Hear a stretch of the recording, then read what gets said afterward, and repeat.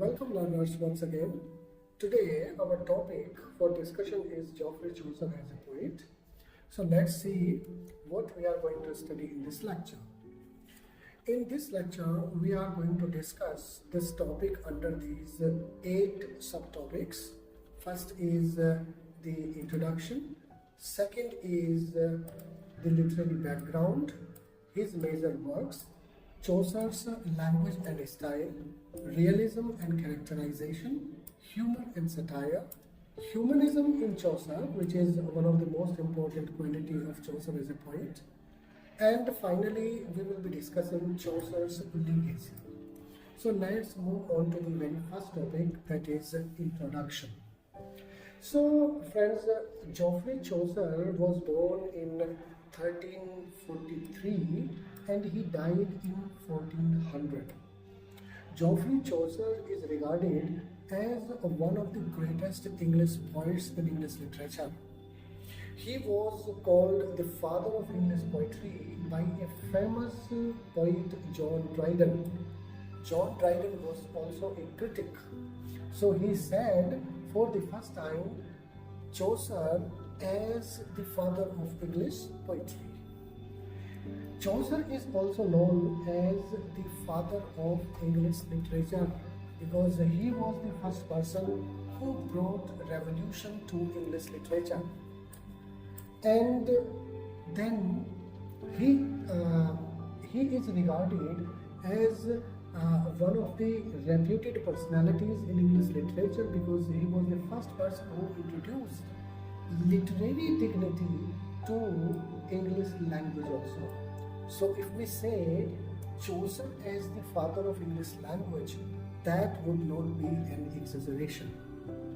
His work marks a bridge between medieval and modern English literature.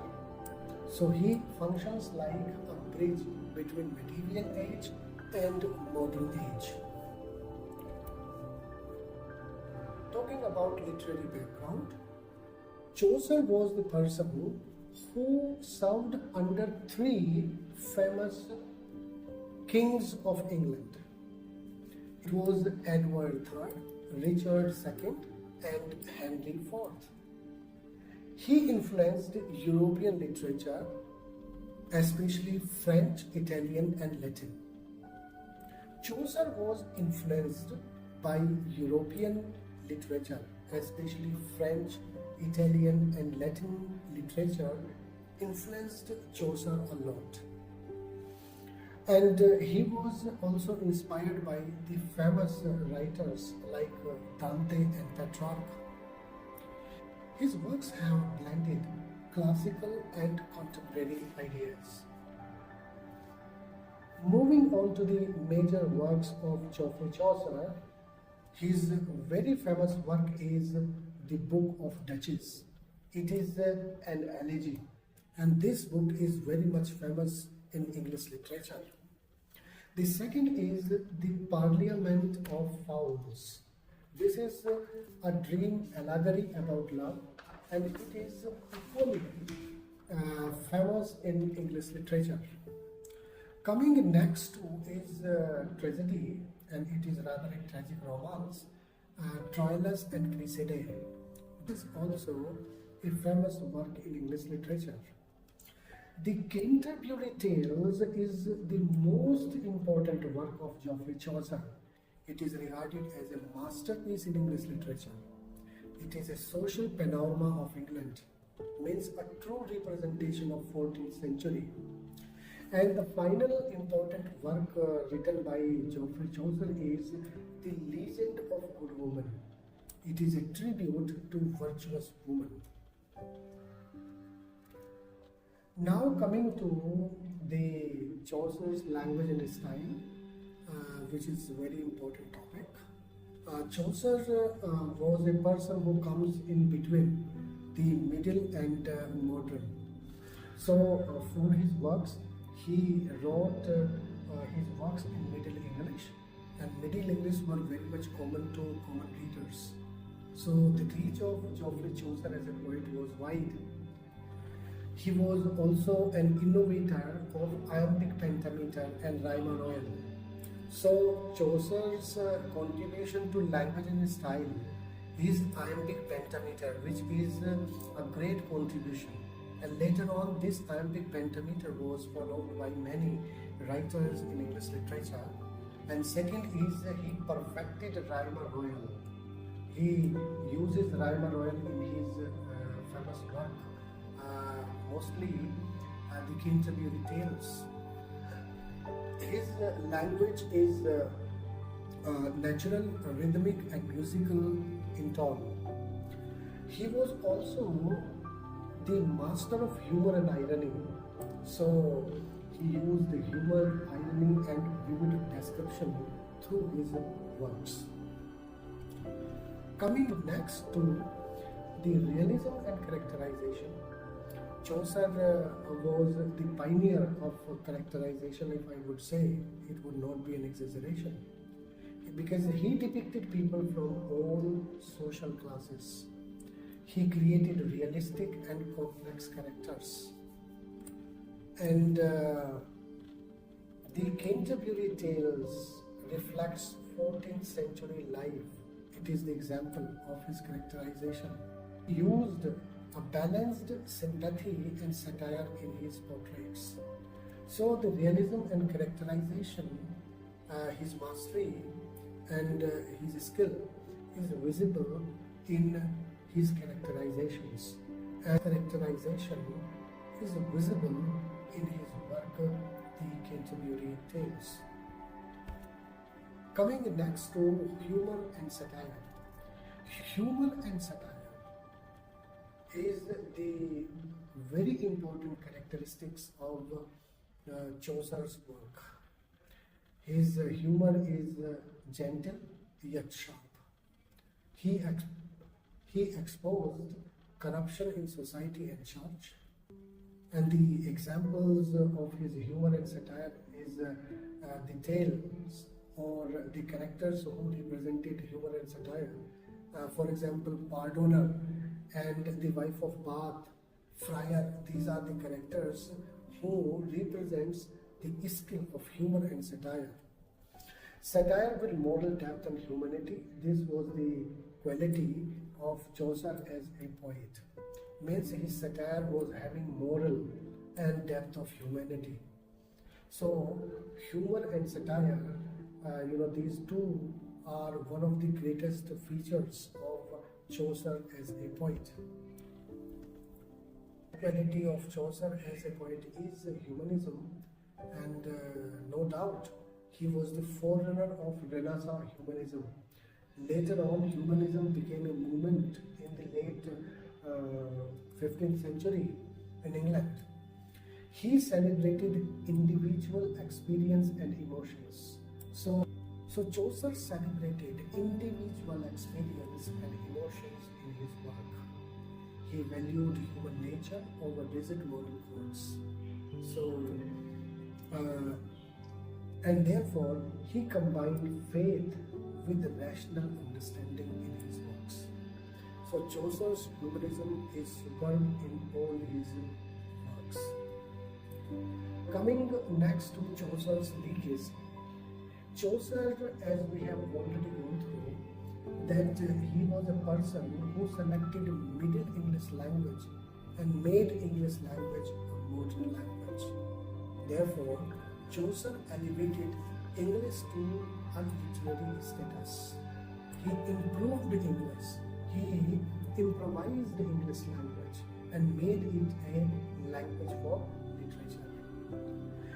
He influenced later poets also because he was a great poet. So many poets like Spenser, Dryden, Pope, and even William Shakespeare, they are highly influenced by Geoffrey Chaucer. And that is the reason why Spenser, Dryden, Pope followed him, because they were highly inspired by Geoffrey Chaucer. Chaucer was the first person who introduced psychological realism in his poetry. Coming next to, he laid the foundation for modern English literature. And that is the reason why he is known as the father of modern English literature. Now, let us move on to the conclusion of this lecture.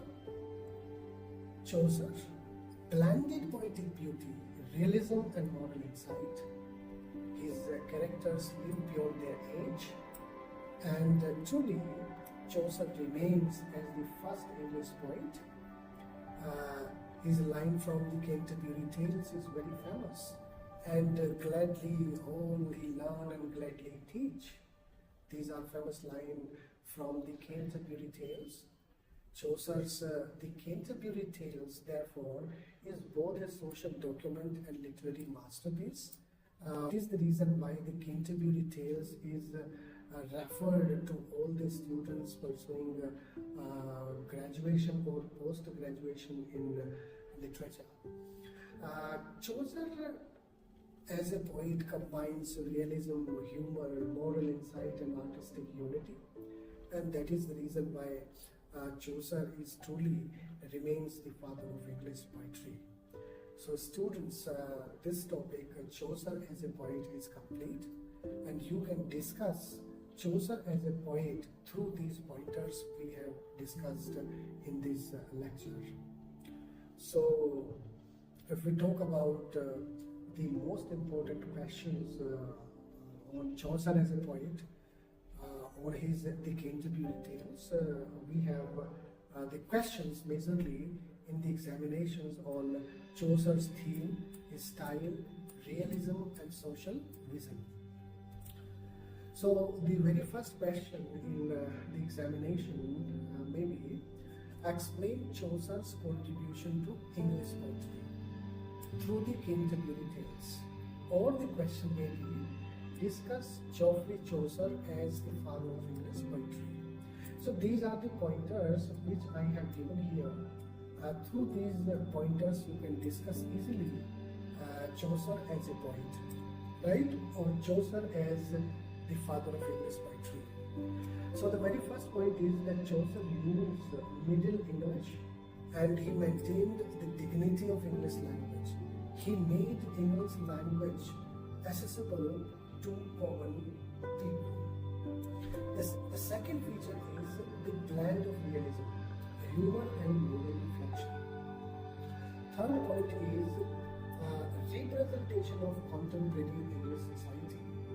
And the final point you see is the language and style, which is animated and which is simple to understand.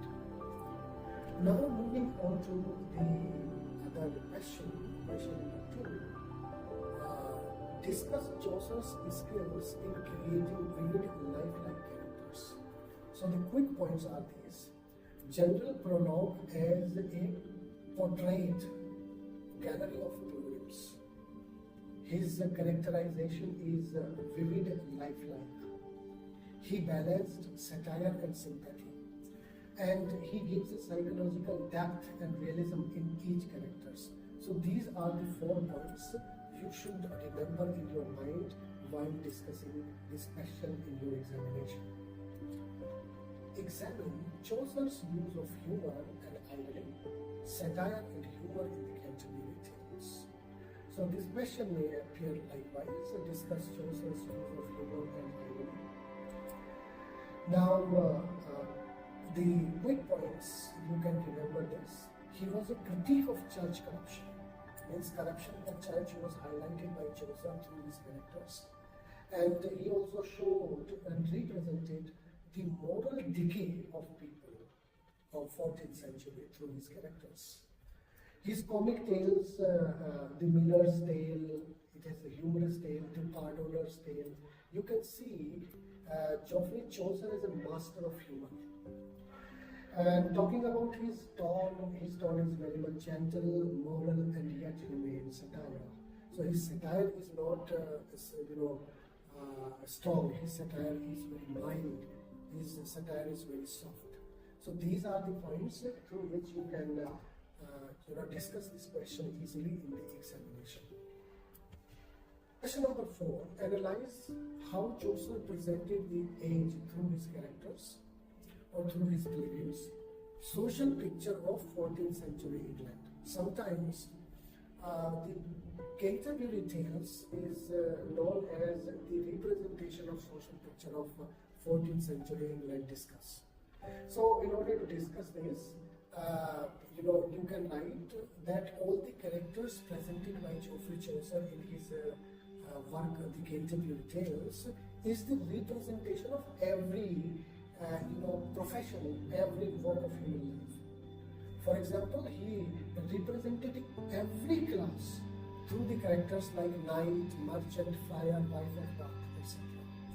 Each of the character is presenting a specific class of people. His work is also a reflection of social change and emerging Middle English, right? Middle English class. His work is also a blend of realism and moral observation. So these are the pointers on which you can discuss this topic in the examination. Coming next, the fifth question is study Chaucer's innovative storytelling strategy. He was a master of storytelling. So maybe that in the examination this question would appear. So how and why Chaucer is the master of storytelling, you can discuss it with these points. Chaucer was the master because the pilgrimage as a framing device for the diverse tale. Canterbury Tales is a collection of diverse stories, and every story is a true story that represents that particular age. And there is also a variety of themes. Every story has a different tone, different theme, different genres within one. So Chaucer's art as a poet or as a good storyteller is that he uses different themes in his work through different stories of the characters, different tones and different genres, only in one collection of stories. And that's why Chaucer is also the master of storytelling strategy. You see, unity through diversity, you can see in his work a microcosm of medieval life. He represents truly the entire medieval life through the Canterbury Tales. So this is all about this lecture. It is a brief introduction about Geoffrey Chaucer as a poet, and in order to get a full understanding about Chaucer, you need to study more about Geoffrey Chaucer as a poet. So thank you for this class.